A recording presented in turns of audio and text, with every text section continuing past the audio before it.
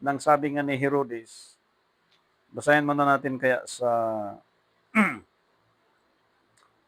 Matthew chapter 2, verse 8. Yung binigay na example sa Biblia dito sa pinag-aaralan natin, based on 2 Timothy chapter 3, verse 7. Okay. Matthew chapter 2, verse 8.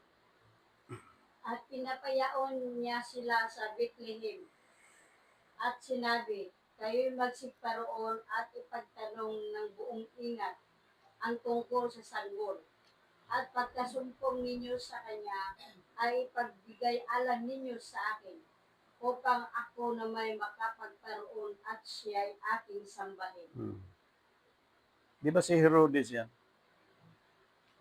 Si Herodes under ng government ng Roman Empire. Inutusan niyang mga alagad, pag nakita niyo, sabihin mo sa akin, at ako na may makapagsamba. Kung sa Bisaya, binuang lang yun. Ilagi-ilad niyang mga tao nga, pag nakita ang Panginoon, ang sanggol, sabihin sa kanya, dahil ang plano niya, papatayin yung sanggol. Ngayon, nung nakita ng mga mago, nung nakita nila, nandoon, sinundan nila ang tala, nakita nila yung pinanganak ni Mary, hindi na nagtanong eh. O, nagbigay na sila kung anong regalo. O, pagkatapos, sabi ng scripture, bumalik sila. Hindi na sila bumalik kay Herodes. Alam mo, pag wise man ka, hindi ka takot kung sino yung governor, sino yung king, ang nagsabi, nag-order, like Daniel, hindi sila natatakot. Kahit may sabi, oh, in 30 days, tanging sa statute lang kayo sumamba. Sa inyong Diyos, wag. Sino ba yun? Si Misak, Sadrak at Abednego. Oh. Hanggang kay Daniel, yung usapang yun. Hindi, ba't ko sasamba sa'yo? Sinumbo ngayon si Daniel, ay, yung taong yun, lagi nagsamba sa Diyos yan. Nag-devotion permi yan. Hindi hinulog. Mababasa nyo sa time ni Misak, Sadrak at Abednego. Nagtaka sila nung tiningnan nila apat, na tatlo lang yun. Yan ang awit. Kasama ko ang Diyos, di ako masusunog. Oh. Yung horror nawawala. Oh. Pag wise man ka, naku mga kapatid, pag wise man ka, mag-isip ka talagang mabuti. Oh. Sabi ni Herodes, pag nakita niyo, sabihin niyo naman. Ang tawag noon, actually, ang truth, falsehood, nakita nila yung truth. Pero yung nag-order kasi, false yun, hindi na nila binalikan. Sabihin natin sa mga leader ngayon, pag nakita mo si Sister Ima, Sister Dedikasyon, sabihin mo ha, itong sasabihin mo. Letter C. Pag nakita ko ngayon sila, ang sasabihin ko, sis, letter O.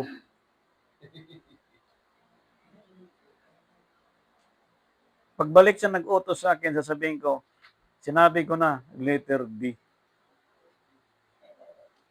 Anong tama doon? Letter? Sinabi ko liter O. Ang oras is liter B. Ano ang mali doon? Tama yung nag-report dahil sinunod niya. Pero yung sinabi niya, doon sa pinili ang mali.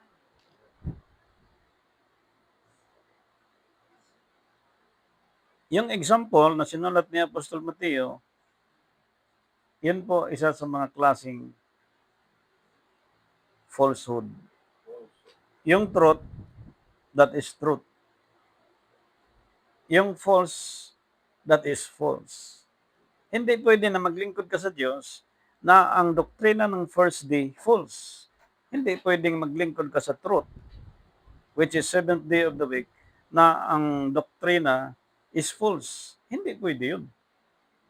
Parang Herodes, pag nakita niyang sanggol, sabihin niyo naman sa akin, para naman ako makapagsamba din. Di ba ang ganda ng layunin? Truth, naniwala siyang ipapanganak, Pero false, may masama siyang layunin. Ha? Truth, naniwala ka na ito ay Pastors and Bishop, Ministry of Reconciliation, Philippine International Missionary under Jesus Christ government. Okay, naniwala ka. After how many years, may bala ka. Nung nakita mo, nung na-discover mo, yung paniniwala mong truth, naghalo na ng false. Like Judas. Okay, Judas, servants ng Jesus Christ. Binigyan siya ng 30 pinon. Pwedeng iniisip niya na akin lang to, naglingkod naman ako sa aking Panginoon, may pera ako, okay na. Pero yung conscience sa sarili niya, hindi niya mapaglabanan. Kasi po, anybody or somebody are doing against the will of God, especially to destroy the doctrines of God. Yes, you can eat and you can drink every now and then. But your conscience against the will of God, hindi ka makakatulog yan. Diyos yan eh. Kaya pag tinuruan tayo na, mali ang panalangin ulit-ulit, huwag kontrahin kasi sa Diyos na advice yun. Pwede naman tayo magkapagsimba sa Diyos, walang statutes. Huwag kontrahin yun kasi sa Diyos yun. Yan. So ito palang paglilingkod sa Diyos, kailangan walang falsehood, kailangan wala. Hindi tayo katulad ni Herodes na may ganong falsehood sa isip. Amen? Na, okay, papasok ako sa church niya kasi may kainan. Christian. Papasok ko sa church niya kasi may sponsor. Pagpasok ay walang kainan, walang sponsor, lipat ako sa ibang church. Okay, naglingkod sa Panginoon. Kasama sa pagluhod. Kasama mo sa puri sa Panginoon. Pero may ibang layunin. That is a falsehood. May ibang hangarin. Ano bang basbas ng pari? Pari na naman tayo. Kayo magsama habang buhay sa hirap at ginhawa. Ada, kahit para hubog ang bana, siging hilak ang babae, ampo, uban gihapon. Kahit ang babae parang si tirang, ang lalaki agwanta kay gwapa man. Kahit ang lalaki ay barumbado, tiis lang ang babae kasi mahalagi. Kasi doktrina nga ng pare. Ngayon pagdating sa church, gutom na ko dugay, sig preach niya, gutom na ko Sige, preach sa oras daw ka oras na gutom na ako. Mamaya na yan, pader, mamaya na yan, pastor, bilisan mo, gutom na, kainan na. Ngayon, pupunta sa church.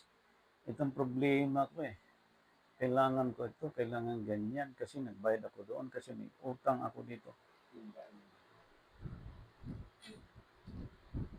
Tuwing punta problema, wala man lang kinikwento na salamat sa Diyos na ako ay iningatan, kami iningatan. Puro problema. Ang order ng Diyos, seek ye first the kingdom. Righteousness, all these things. Ito na nga, na-poison ng buong daigdig. Kumbaga, poison na ngayon isang tao, poison ka pa. Anong mangyari sa inyo? Kaya sabi ng Biblia, magpalakasan kayo sa isa't isa. Ibig sabihin ng hina ng mga tao ngayon dahil poisonized na sa doktrina.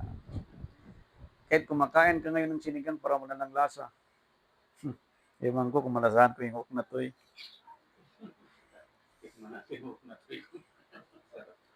Sana, alamin ng Diyos, matikman ko yung hook na to yan. Anong itsura ng hook na to yan.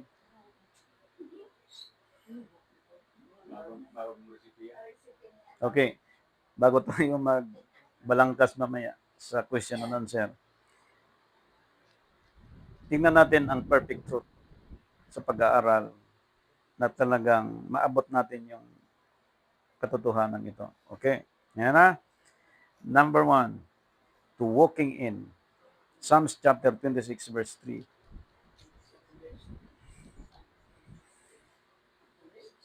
chapter 26, verse 3.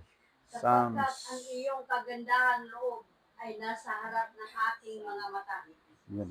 At ako'y lumalakad sa iyong katotohanan. Hmm. Kapag ang tao pala walang kagandahang loob sa kapwa, malayo sa kanya ang Diyos. Ha? Tapos lalapit sa iyo, manghingi ng asukal, manghingi ng bigas. Wise, no? Dapat lalapit siya sa Diyos. Lalapit siya sa Diyos, and then, bibigyan siya ng Diyos. Hindi, dahil hindi siya makalapit sa Diyos, lalapit sa iyo. Ano yun? Gagawin kang Roma, Spain, and then Philippines. Mga wise move ng Herodes yan. Mahirap naman din magdamot ka sa panahon ngayon. Hingihan ka lang ng 2 piso, ilabog pa nga. Gusto, gusto 20. Yung pwede nga lang, 100. O di ba kalukuhan yan? Herodes style. Sige, pag nakita nyo, sabihin mo sa akin.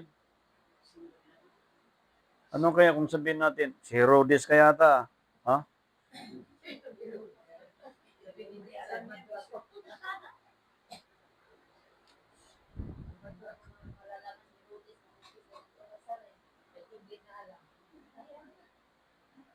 Ngayon, ang propesya ng Isaiah chapter 9 verse 6, the Counselor, Everlasting Father, Prince of Peace, which is our Lord Jesus Christ.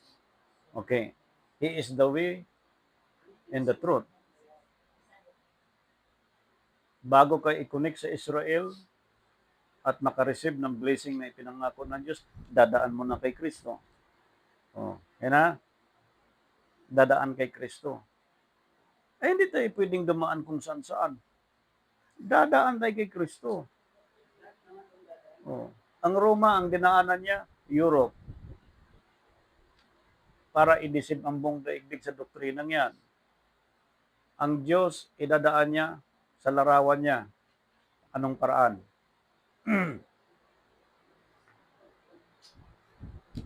Inutosan mo na si Gabriel. 6 months na Gregorian calendar. And then, anong ipangalan? Sinabihan sila ng anghel. Ang pangalan niya ay si... Wala ka tayong magagawa, kapangalan ko eh. Pinangalan ng aking nanay. Hindi nga lang ako Christ. Siya ang Jesus Christ. Okay, lobby ng Diyos. Makuha natin kasi ang meaning ng Christ. Anointed One, the Holy One, and the Image One. Yan. Ngayon, dumaan sa kanya. Bago ka dalhin sa promise ng Diyos kay Abraham. Kasi ang promise ng Diyos kay Abraham, hindi pwedeng magbago yan. Ang ginawa ngayon ng ating kinagisnan, lahat tayo pupunta kay Abraham. Okay, tinuro yung faith. Mag-ano ka? Times 10, faith. Umawit ka sa maging choir, faith in God, Jesus Christ. Ito na, pagdating ng time, worship. Kalamig, tingog na niya. Ang uban, okay, magbigay tayo sa Panginoon. Palakpakan na yung bulsa. So mapansin natin, ang takbo nito, who is, or he is, or she is, in our time, who are walking in. Yan ang tanong. Ang Diyos nasa harapan lang niya at hands. Binanggit sa ibang scripture. Ngayon, saan dumaan dito? Ba't hindi ka makadirekta? Ba't papasok ka ng church para idaig mo yung problema? Dumirekta ka sa Diyos. Lahat tayo tinuturo direkta. Ang nangyari, idadaan tayo kay Saint ganito, Saint ganyan, Saint ganon. Hindi eh. Our duty as a priest, as a cardinal, as a bishop is to teach how can we go directly into our God Almighty. Paano makadirekta? Poisonize na. Ang doktrina ng ating kinagisnan, poison na.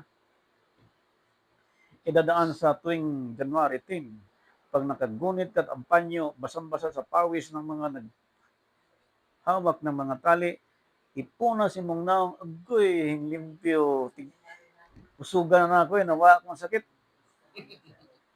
Next year, tapon ka naman ng panyo, ibato sa'yo, ipuna si mong lawas.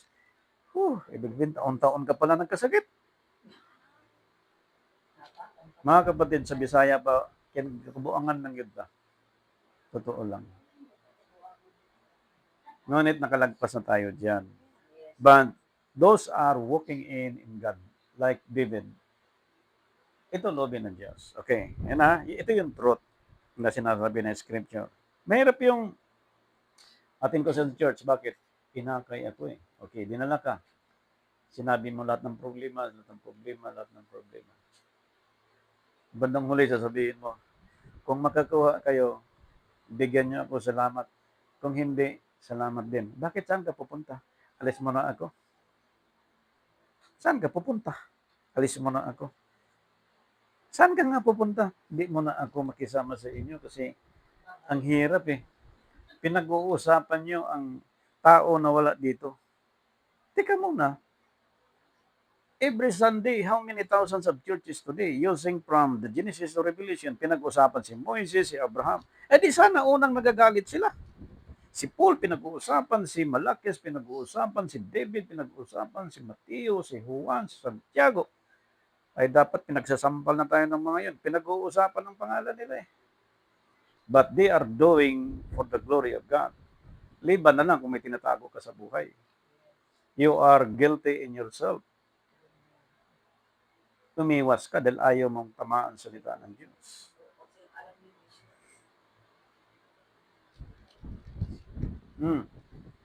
Okay. Number 2. Psalms chapter 86 verse 11.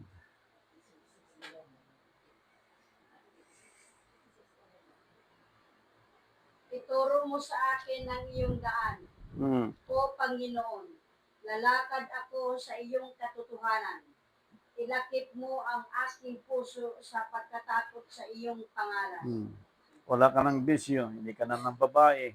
O tinuro na ng Diyos ang katotohanan.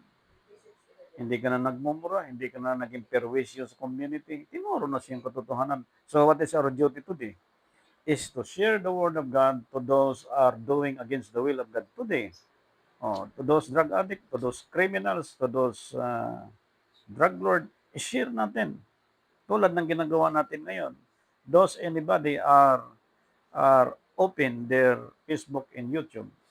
Okay, search mo, Jesus Christ Government Church. Nandyan po ang aral ng mga lingkod ng Diyos. It is free. Di namin hinahabol ang aming earn. Kung gusto namin maghabol na mag-earn, ang aming mga membro maghukas. Hindi po pwede. Masama yun. Ngayon, isang araw lang, magpakita ka na ng kahalayan sa mundo. Ang magkano, ilan ang inyong followers? Malamang, 50,000, 100,000. Wala pang isang buwan, mag-earn ka na.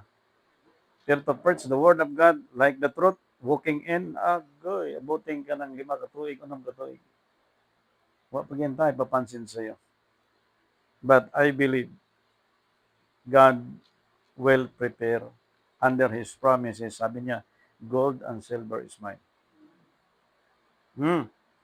Sinong bibigyan niya? Yung truth and falsehood? Hindi. Pastor, si Herodes mayaman eh. Oo nga, gusto ba mamamatay ang inuod? Ayaw, Pastor, o di huwag mong pangarapin yun. Si Herodes buhay pa lang, inuod na eh. Nabucodonosor, laban sa Diyos, nahimo siyang isang hayop na taas ang kukoy, taas ang buhok. Imbis dati, ang daming katulong, pay, tapos humot kay Pirmi Mulakaw. Agoy, naghigda na sa labas sa kalye. Nagmukha na nung squatter at pulubi. Ganon yan, Diyos magalit. But, itong mga pulubi nating mga nakikita, hindi naman natin sila pinagtatawanan. Pero, yan po ang resulta ng maling pagsunod sa Diyos. Kasi may mga magulang din yun eh. May mga yan. Ngayon, kung drug addict users, may asawa ka, may girlfriend, sige lang anak mo, 10 o 4. Ngayon, say paaral mo, say pakain mo. O di, kugos-kugosan mo, way damit.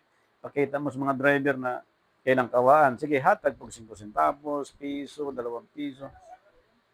Sabi ng kaibigan ko, Pastor, may supply ang gobyerno sa mga teacher, sa mga estudyante. Ano yun? Mga tinapay, masarap. Ganun ba? Binigyan ako. Ay, salamat bro, masarap ka.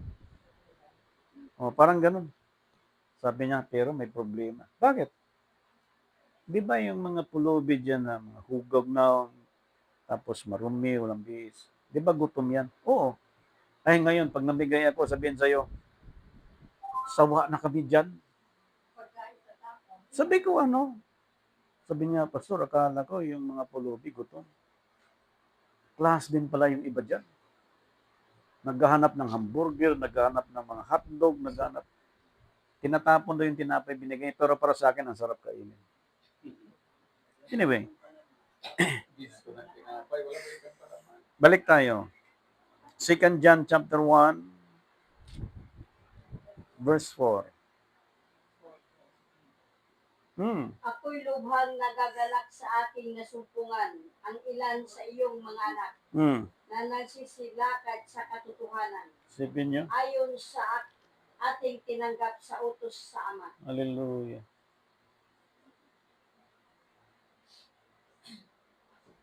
Okay. Ikaw ay pastor dito. Ikaw ay overall pastor. Ang sarap niyan pag ginanon ka. Magagalak ka. Pastor, salamat. Hindi ako na-crucify dahil sa license na binibigay niyo. Sipin niyo. At mahirap actually, mag-agad-agaran ka magbigay pala. Yung binigyan mo, may crime palang ginagawa.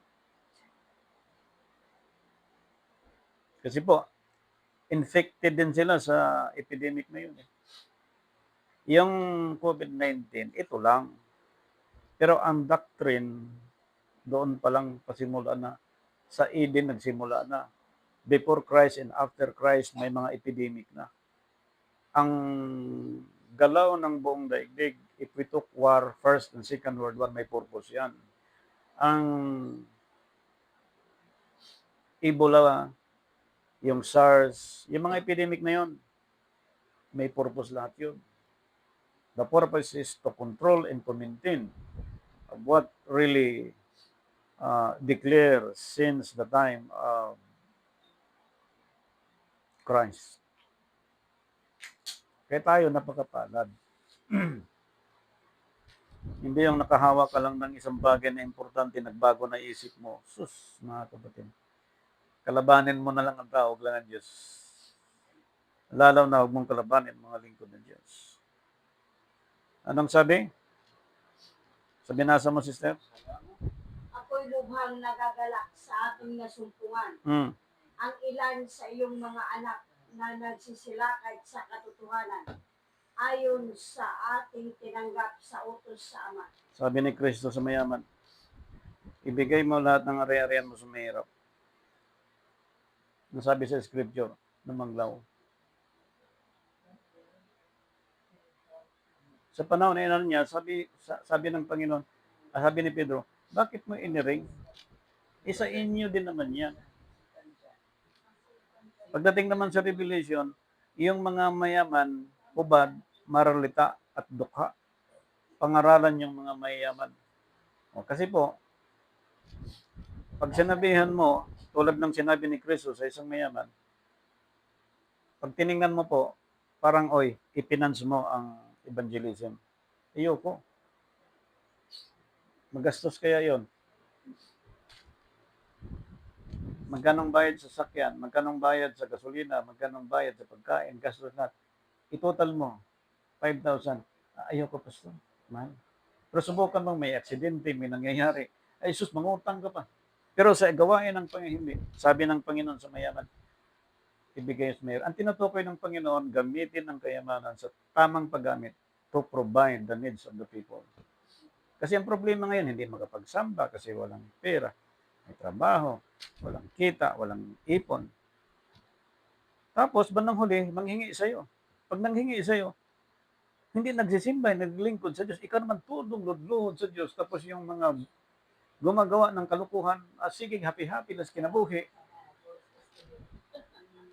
Tapos nang nine time.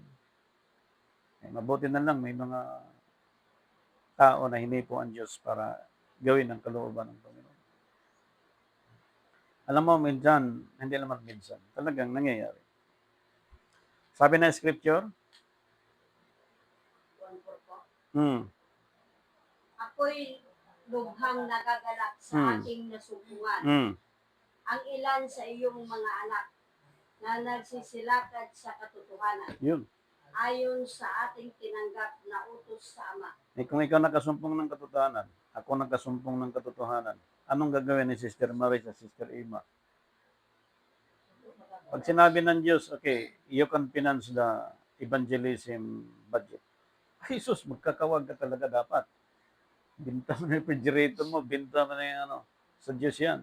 Ibig sabihin, pag nawala sa'yo, ibalik sa'yo ng Panginoon yan. And using by your faith. In kaso, sa panahon ngayon, nag-iisip ka, tika na, pag ibigay ko itong aking 100, mukhang mawalan ako bukas. Budgeted to, paano to? Bahala na ang Diyos. Sabi nga ng Brother Luffy, may nakialam dun sa lupa niya. Oy, ito, lipat mo yan na, sisira yung mga ko. Hindi daw umimik. Sabi ng Brother Luffy, bahala na sa iyo ang Diyos. Ngayon, saan pulutin? Lahat ng taong nag-criticize sa kanya, sus, ikaw, ganyan talaga, walang buhay mo, ganyan. Ngayon, yung lupa niya bininta sa kanya, siya na ngayon. Pinagpala siya ng Diyos, yung tao nag-criticize sa kanya. Kaya, baliwala sa ating mga naglilingkod sa Panginoon, those are criticizing, those are doing against the will of God, distraction, any wrong motion and motives. Ang Diyos nandiyan lagi to protect and to guard and to secure.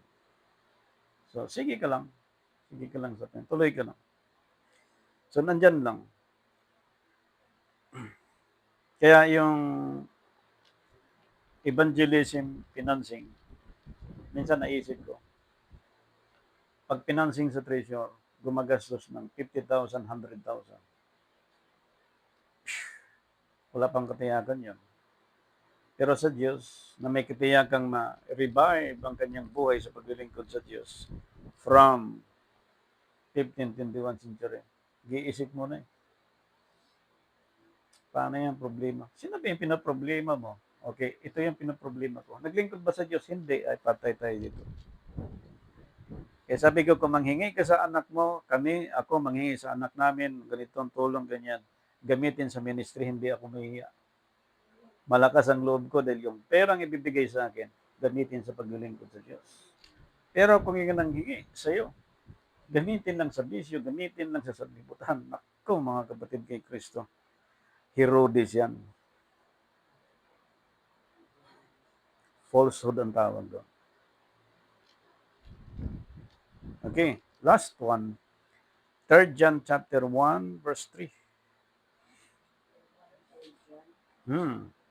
Sapagkat ako'y totoong nagalak nang magsigdating ang mga kapatid at nangagpatotoo sa iyong katotohanan, ayon sa pagkalakad mo sa katotohanan.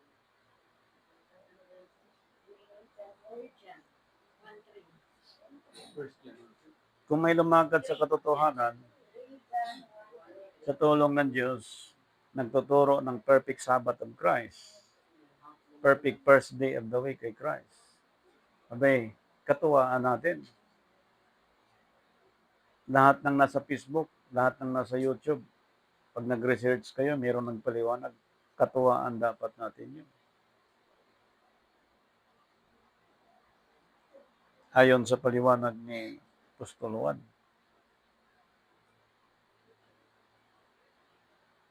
Di ba?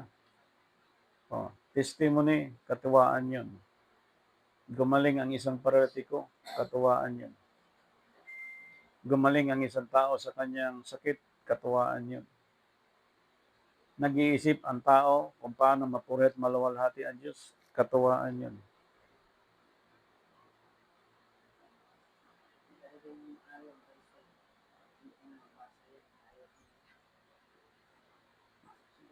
ever learning, and never able to come to the knowledge of truth.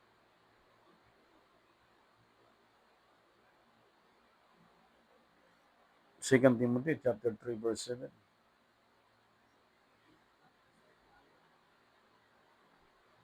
Bakit merong 4 years course? Kasi yan ang profession. Depende sa profession. Teacher, ganun. Engineer, architect, lahat ng klaseng profession. May mga taon at may mga bar exam pa.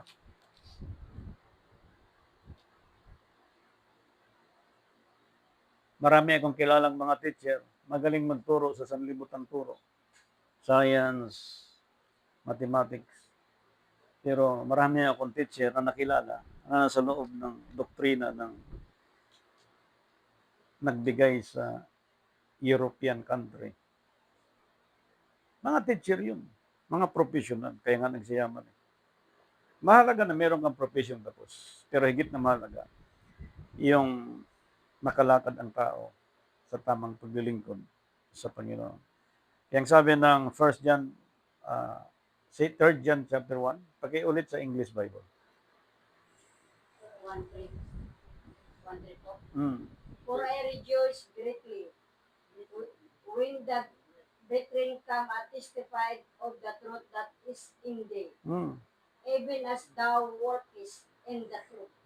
Kaya ang encourage natin sa mga bilyonaryo, kung nakadiscover kayo ng aral na iba sa inyong pag-iisip at pag-aralan nyo, kung gusto nyo mag-finance sa evangelism ng worldwide under Jesus Christ government, magsimula ka na.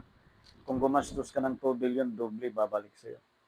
Hindi ito networking. Because we are the servants of the Lord to follow what is the truth of God. And we can discover, leading by the Holy Spirit, the truth of God is our Lord Jesus Christ, our Savior, our Redeemer, our Healer, and Provider.